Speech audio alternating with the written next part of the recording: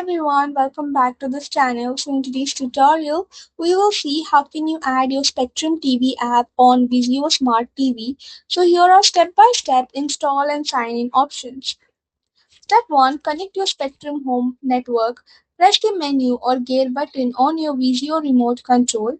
Navigate to network and select your primary home Wi-Fi or Ethernet connection. Ensure your TV connects to the exact same Spectrum home network internet line as your account.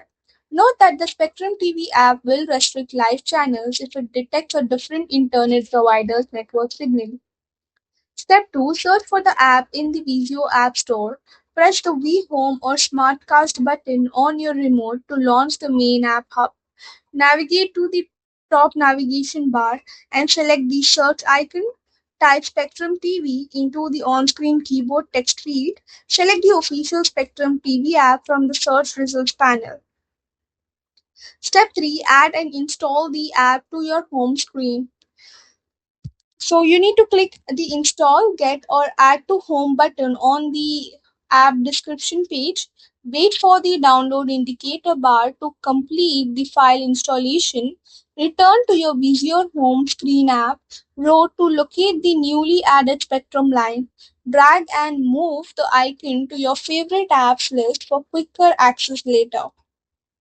Step 4. Launch the app and accept the license terms. You need to click on the Spectrum TV icon from your Vizio app home screen row.